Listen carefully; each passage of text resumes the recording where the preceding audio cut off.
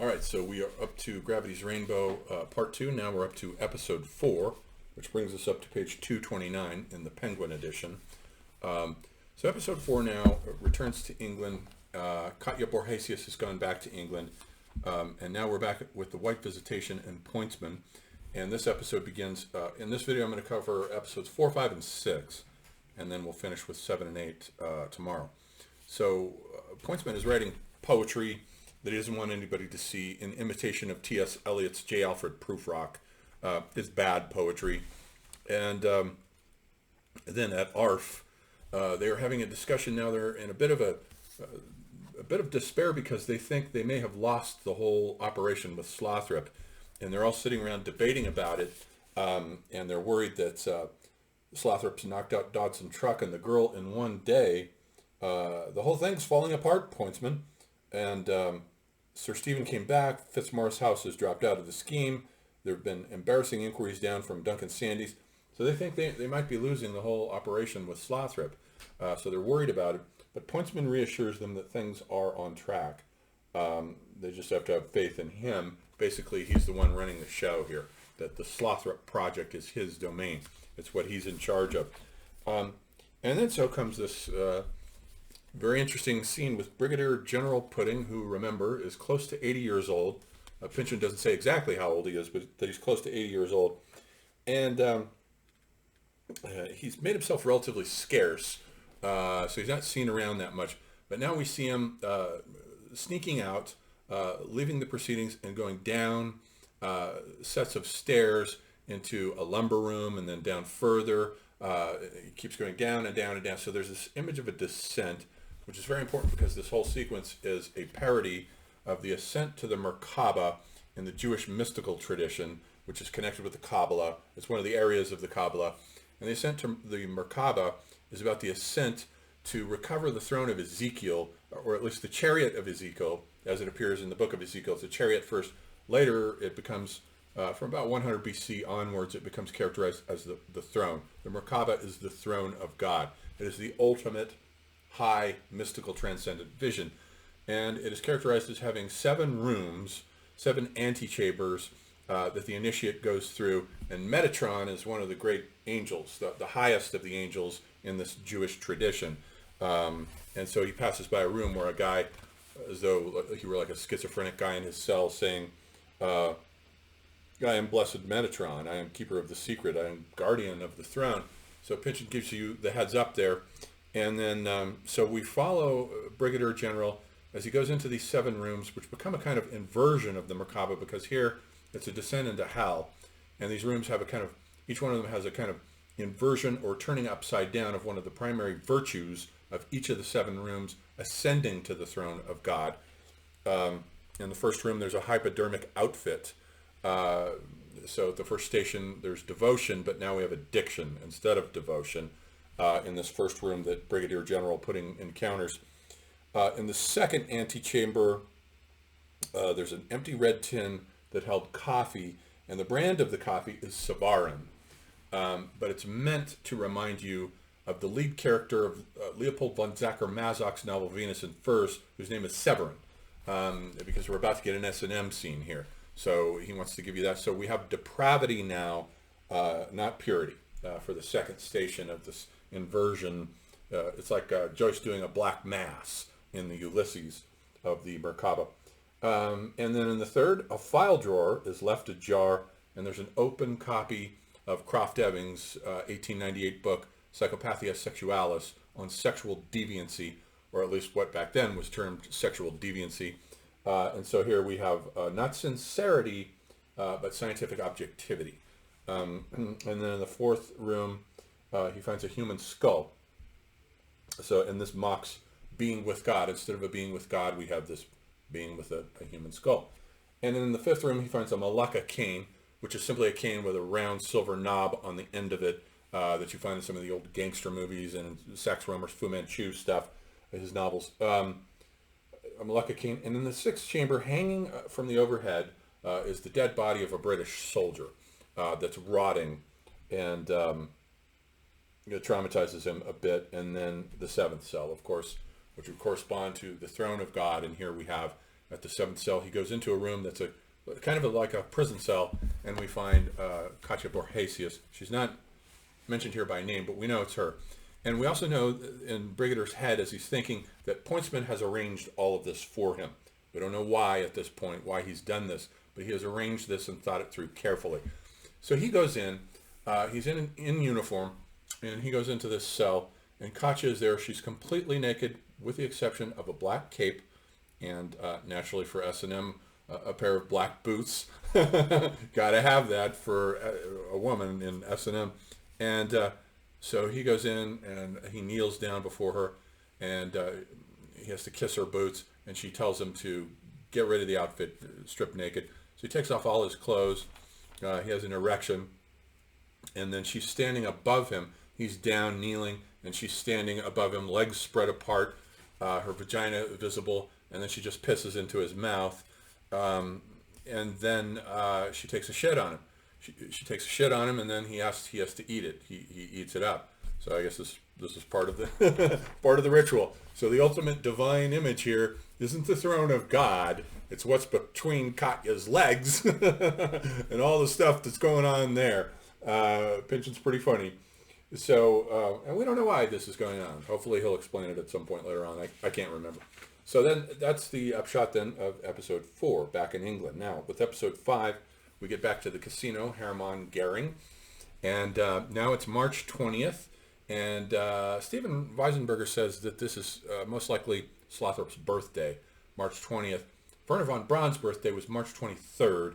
And the section begins by having a reference to him in a car accident that he had about this time on his 33rd birthday, which is March 23rd. And then so we've got the shift now then. This is the spring equinox.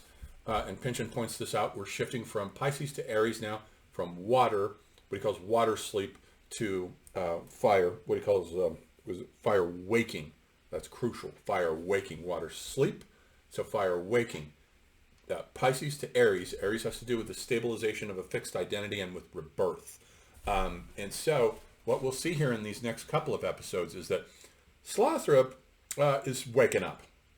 He's starting to realize what's going on here. He's being played. He's being manipulated. He's being watched. And there's a conspiracy around him. He's not just paranoid. It's real. He's being watched. And he's slowly starting to wake up here in this part 2. Whereas in part 1, he just sleptwalked his way through it, fucking women, watching the rockets fall, eating food and candy. He was just totally sloth, like his name indicates, just sloth. But in this chapter, now he's waking up. So there's a dawning of consciousness and waking awareness, which is the key thing about this chapter. Slothrop is beginning to realize that there are a bunch of conspiracies afoot. And so in this chapter in particular, Shell, the corporation Shell now, he's starting to realize there's a kind of, if not a conspiracy, at least shady dealings between these cartels. Shell Corporation, the American corporation, Imperial Chemistries, the English corporation, and then IG Farben, the German chemical corporation. They're all in league with each other. They all have transnational dealings that have nothing to do with the war. They could care less who wins the war. And that's Pynchon's point here, because they're going to profit either way off of all these new substances, new plastics, all this new stuff that they're inventing. They're going to profit. They don't care who wins. It doesn't matter to them. And so Shell has sent to him this guy named Hilary Bounce, who is a kind of replacement for Stephen Dodson Truck, who now begins to educate him on propulsion systems in rockets. And then as he's talking to Bounce, he starts getting more and more suspicious about these propulsion systems. And he has these, Pynchon has these, over these 2 chapters, Proverbs for Paranoids that are important to pay attention to. Proverbs for Paranoids 1. You may never get to touch the master, but you can tickle his creatures. So he doesn't know who the shadowy authorities are behind all of this, but he knows he can tip the hats of the various emissaries, like Stephen Dodson, that they've been sending him. So he can fuck with them and make them nervous that he's come into consciousness here. This book is about an awakening of consciousness on the part of Slothrop. He moves from a sleeping, zombie-like state in part 1 to a waking, aware state in part 2. As he's losing his identity and it's disintegrating, and then he starts shifting into other identities. But it is still a waking of consciousness, and he's beginning to, in that waking consciousness, that awareness is necessary for him in order to break free from the firm and their classical conditioning of him, which is what he's beginning to do here. They are going to lose him. It turns out that the debate that they were having at the White Visitation was correct. They are losing him. He is slipping from their grasp. And so as he's talking to Hilary Bounce about these different propulsion systems, there's a key paragraph on page 244 where he says, Slothrop now working himself into a fuss over something that only disturbs him dimly, nothing to kick up a row over, is it? Doesn't it strike you as just a bit odd? You shell chaps working on your liquid engine, your side of the channel. So this shell has a number of divisions located in England, located in The Hague.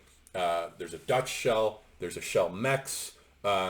These are international corporations here. They don't respect geographical boundaries. They are transnational. This is the new world order that the world wars brought into being to displace the old order of what Carl Schmitt calls the Jus Publicum Europaeum. Those days are gone. You shell chaps working on your liquid engine, your side of the channel, and their chaps firing their bloody things at you with your own blasted shell transmitter tower, you see. They've used they have a transmitter tower at The Hague where the Nazis are firing from, but it happens to be the headquarters of Dutch Shell. And now he's wondering, okay, so isn't this a conflict of interest here regarding the war? You've got Dutch Shell over here. You've got the British version of it over here. They're firing rockets at you, but you're cutting deals with them. Something ain't right here. And he's correct, 100% correct. So we get to Proverbs for paranoids too. The innocence of the creatures is in inverse proportion to the immorality of the master. So no matter how corrupt and degenerate these higher-ups are, these shadowy figures, we don't know who's in command here ultimately, or if anyone is. But their creatures that they send out, the Stephen Dodson trucks, the Hilary Bounces, they're basically just furry little animals. They're toys. You can fuck with them. But the fact of their general naivete regarding the big picture points to how corrupt the higher-ups must be who are sending them out. I think that's an excellent proverb. That's 100% correct. Now, while he's going over a blueprint for a German parts list regarding the rockets, he makes a discovery that is absolutely crucial to the novel. It's a turning point where he's studying this. Now he's smart enough. He's educated himself in mathematics and in rocketry. Turns out Slothrop has a brain. We didn't know that in part one, but he does. So he's figuring this out, and as he's examining these documents, it's a little like Willard, in Apocalypse Now, as he's going through the dossiers that they're sending him on Kurtz. So now Slothrop is using his brain, and he's studying these documents, and he notices that in this one document, there's a serial number that he knows by heart, which is a number that belongs to the A4 or V2 rocket. But here it's connected to something called an insulation device.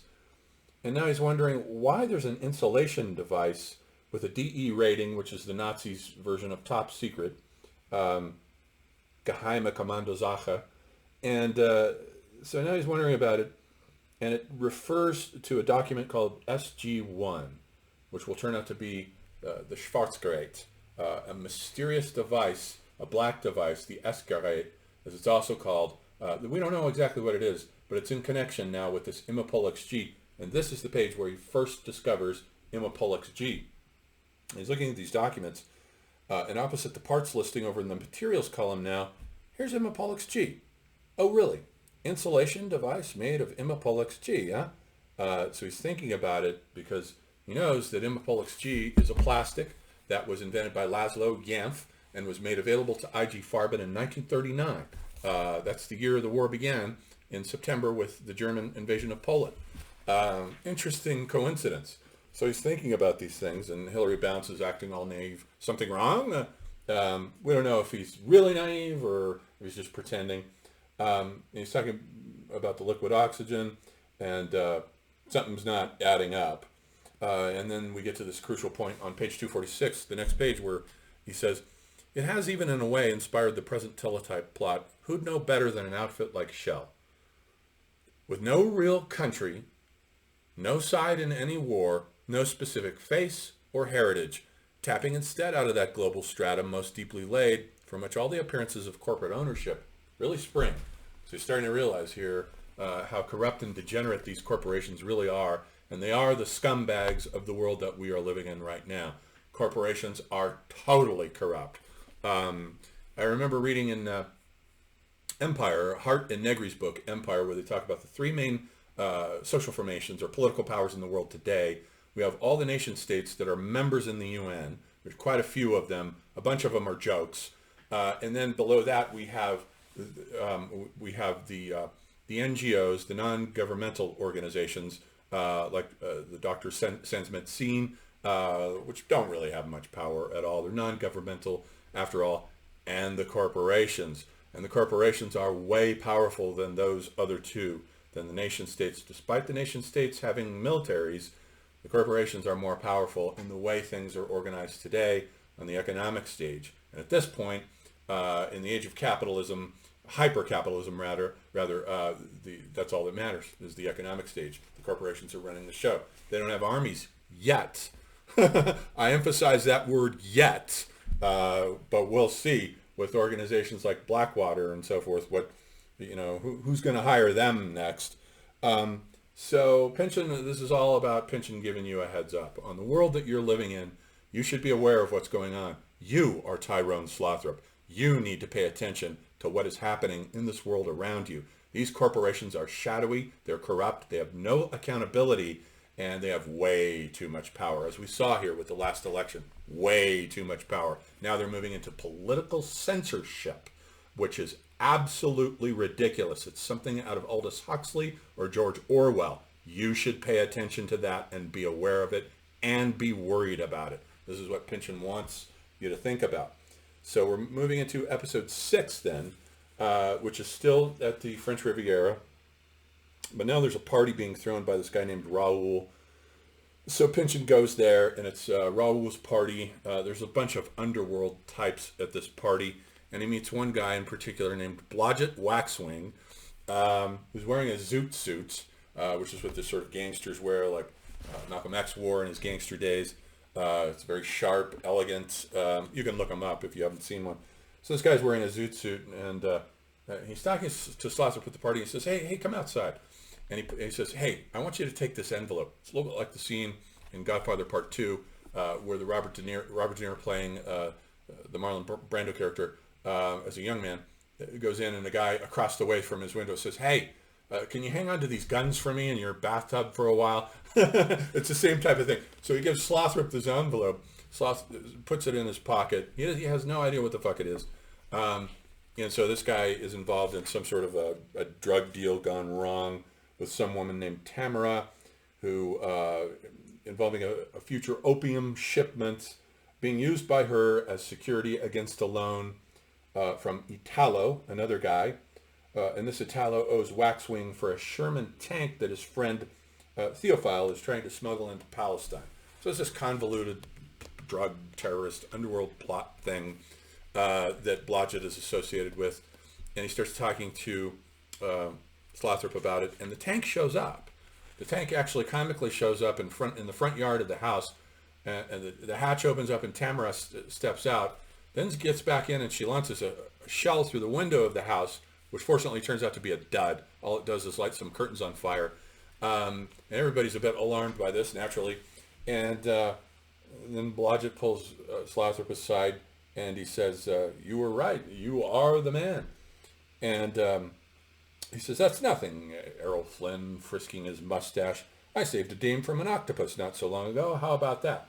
But then Blodgett says, thus confirming Slothrop's suspicions about that episode being staged, with one difference.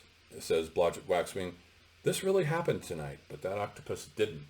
He says, how do you know? And we don't get a reason from Blodgett. He doesn't really say how he knows that, but it is further confirmation that the octopus episode was staged, and that Slothrop is onto something. He is definitely, all of this is being manufactured around him. This is one of the ultimate paranoid narratives. And he says, what you need to do is go to Nice, down the coast there. And I know somebody who can get you in at Nice, get you into a hotel room, and get you some new identity papers So Slothrop is looking for an identity. And as we'll see when we move into episode 7, he does get identity papers there for a reporter named Ian Scuffling, which then becomes another avatar of Slothrop. And he'll go through a whole series of avatars. As he disintegrates and the novel goes on, he is differentiating himself from being a puppet of the firm and of Laszlo Yanf and of Pointsman, and finding his individuality separate from that. But that same individuality will then further disintegrate into a series of mythological archetypes or personae. A reporter is not a mythical archetype, but it is a persona. But then he will descend into and gradually disintegrate into myth and legend with Plastic Man and Rocket Man. He has a pig avatar as well. And so we'll see him disintegrate basically into a legend. He'll become a legend. So we'll leave it there and then finish part 2, episodes 7 and 8 next time.